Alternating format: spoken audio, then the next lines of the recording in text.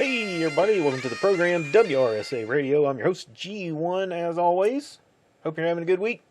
It's been a good week for me, busy one, as I get back into the swing of things after a week on the road. Great time had by all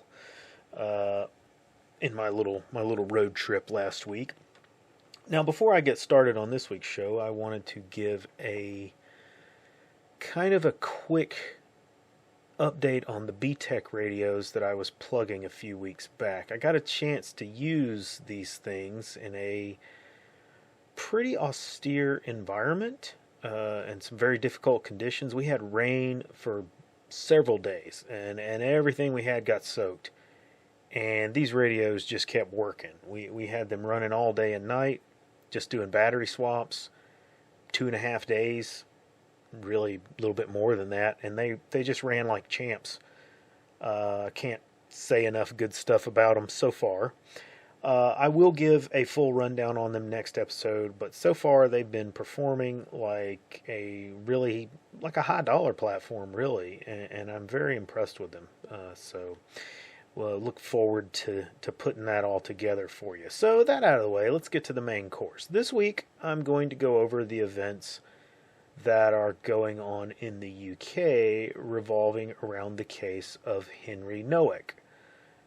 This young man lost his life late last year, December 3rd, and his killer has now been sentenced to, I believe it was 21 years in jail. So before I get into the real crux of this story, or the real meat of this story, if you've not been following the case, let me say something at least in the positive, a little bit about this. At least there's been some measure of justice done regarding the killer. Okay, this man committed this murder in December of 25, like I said, last year. And in a rather quick process, if we use U.S. legal standards, he's now gone to trial, been convicted, and sentenced. I think if this had taken place in the U.S., we would still be in the very early stages of this prosecution with pretrial motions and nonsense. So I want to give some credit where it is due to the process in the UK. They seem to have a little bit better capability in terms of getting things done more quickly over there. That being said, we didn't have to be here at all because Henry Nowak didn't have to die.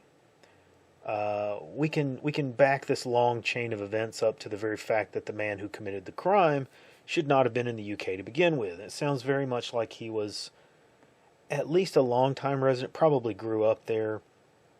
Maybe he was even born there. But his parents were definitely immigrants, and they should not have been living in the UK.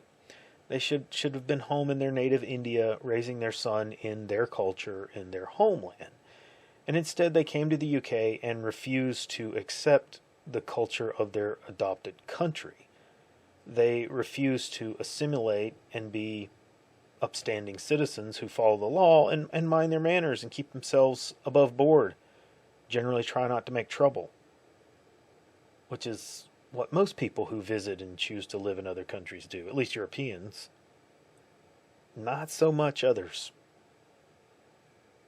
I don't know, maybe they were okay people.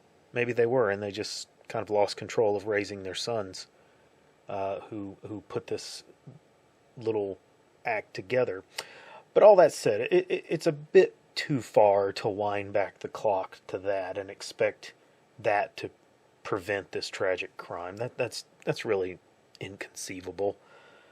But if you don't know the story, let me give it to you in short form. Henry Nowak, a young white Englishman who's been out at a local pub celebrating with his schoolmates at the end of first semester of university. So he's just completed his first semester of college, and he went out to have a drink with buddies. You know, they have a little bit different age limits and things like that over there. So he's out there having a couple of pints with his buddies who are on the football team with him, and they're celebrating. And he leaves, and no one reported that Nowak had had too many drinks, and in fact his toxicology report came back nowhere near the legal limit for alcohol. So he likely had maybe 1 or 2 pints, and he was not intoxicated.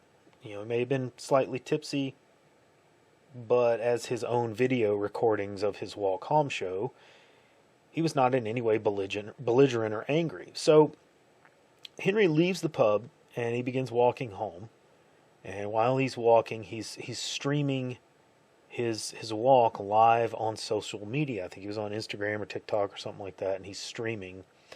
And at some point, he bumps into one Vikram Digwa, who is a Sikh who has also decided to go out walking that evening for some reason. Now, in case you do not know, Sikhs are legally allowed, due to their religious beliefs, to carry large knives on their persons on the streets of the UK. This is a Sikh religious doctrine that they are, armed, carrying a blade at all times. And no one else is allowed to do this. In fact, even purchasing knives in the UK is like buying a gun in the US. It's ridiculous. But apparently, if you have these religious grounds, it's all good. You can carry. You don't get in trouble. Which kind of begs the question, maybe the white men of the UK need to consecrate a new Mandalorian religion in the UK that requires you to go armed at all times. This is the way, after all. But anyway, so there's a verbal altercation between these two because of this bump of shoulders. It's literally bumping into one another. Kind of the old Hollywood trope in movies. The bullies set this up, in all of the movies where they want to show a innocent person or a big tough guy confronting bullies. He bumps into them and it's, hey, watch yourself, that kind of thing.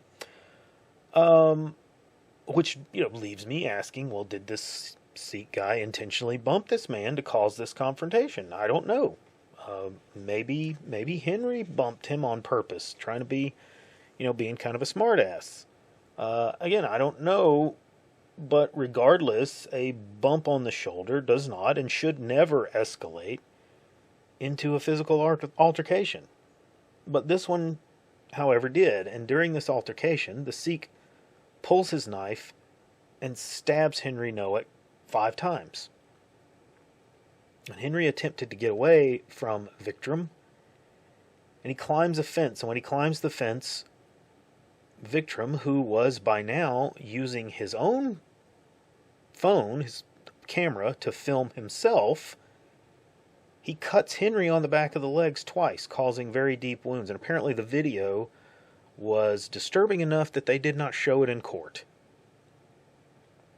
But it was all caught on film. He caught himself on film cutting this kid who's trying to get away.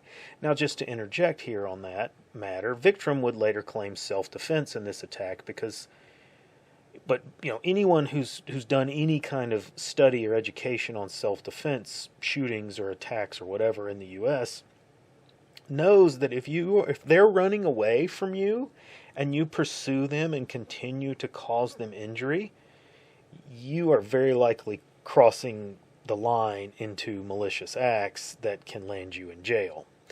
That's a pretty standard across the legal world, that if they flee from you, you're supposed to kind of let them go.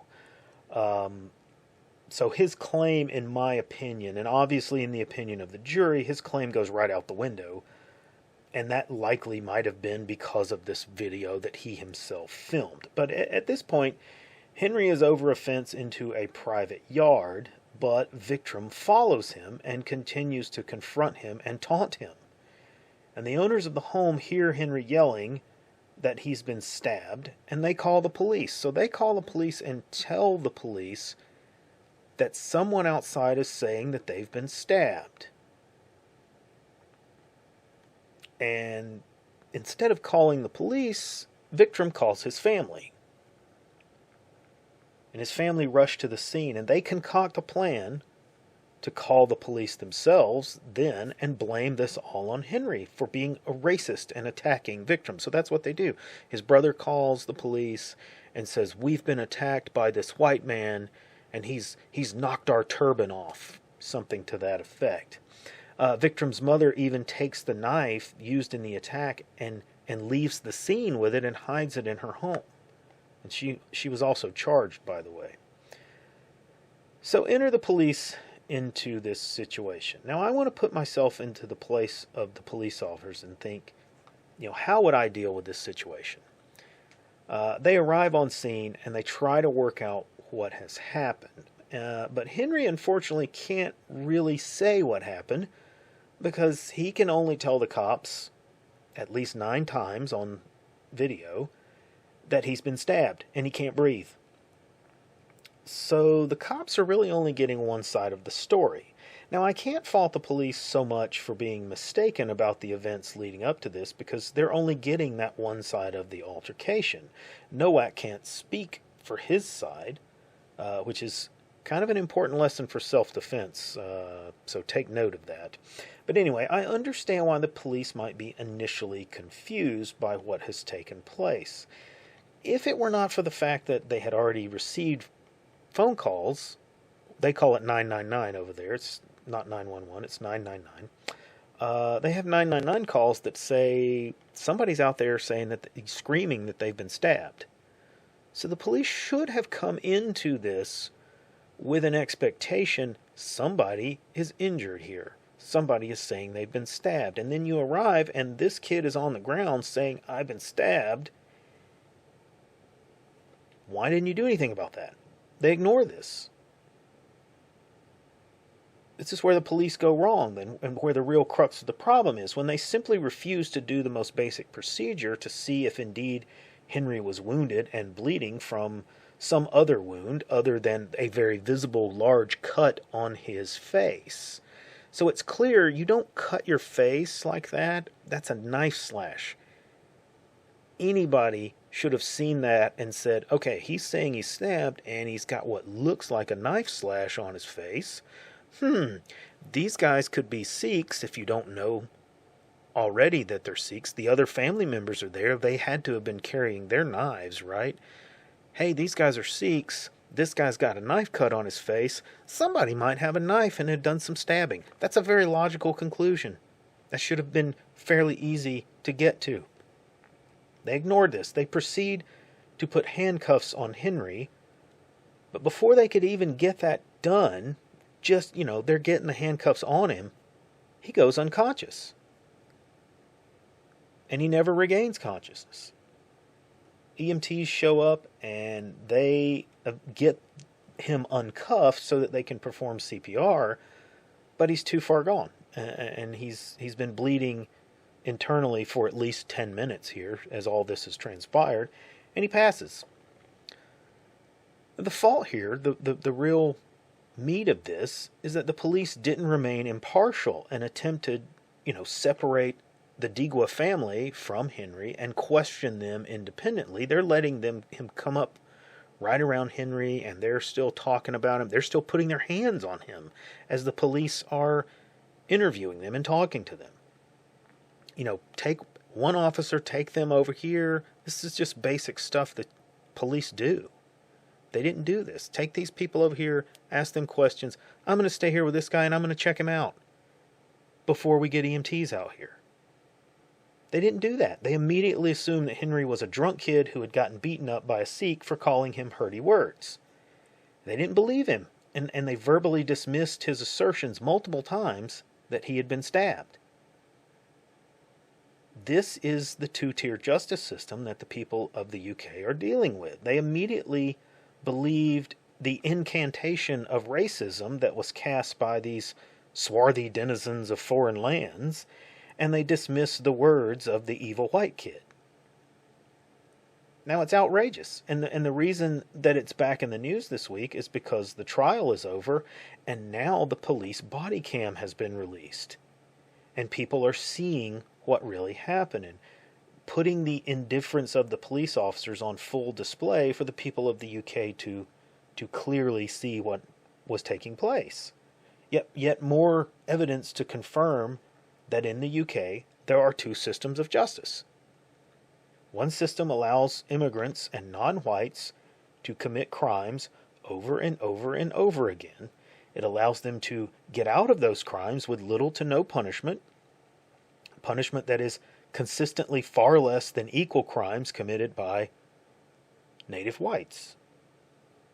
And the native white population is held to a much higher standard and indeed punished for a multitude of civil crimes related to speech and behavior that no one of foreign-born status is subjected to.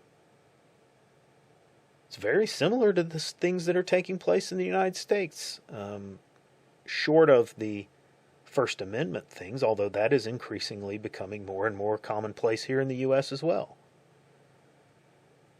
Now, that's a two-tier justice system.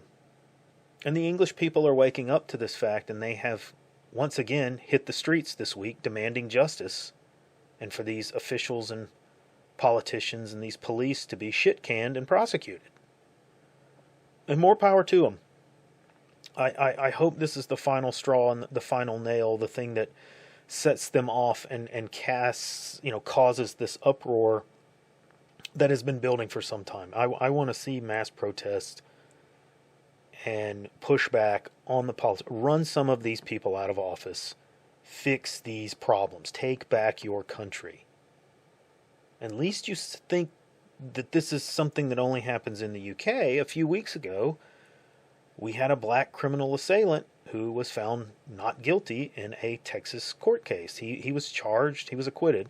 He was charged with, I believe it was attempted murder. It may have been manslaughter because he attacked a white man with a knife on a sidewalk. And the man had simply been walking down the street, and this guy pulls a knife and goes after him.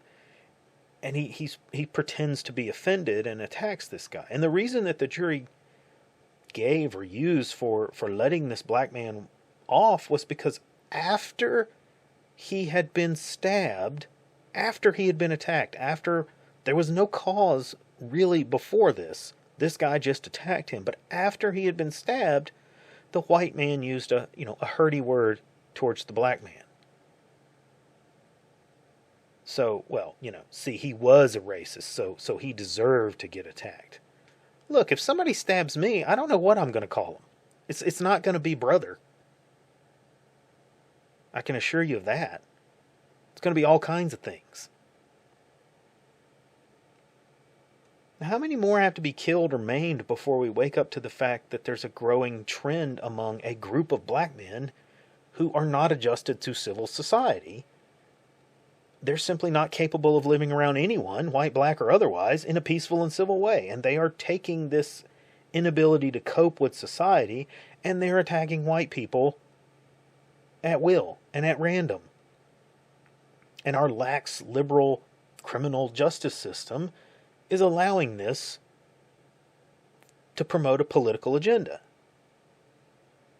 How much longer are we going to allow this to continue? How many more people have to die? And I could post pictures and pictures and pictures and pictures of people who have been victims of clearly insane people who cannot fit in to society. How much longer are we going to allow it to happen? Because when the backlash comes, it's going to be more and more harsh the longer this is allowed to go on. Now, that's all the time I got this week. Like and subscribe. Come see us over on Gab. Nice crew and the mothership. Make sure you visit the merch store. Get yourself a funny or cool t-shirt. And I'll see you on the next episode.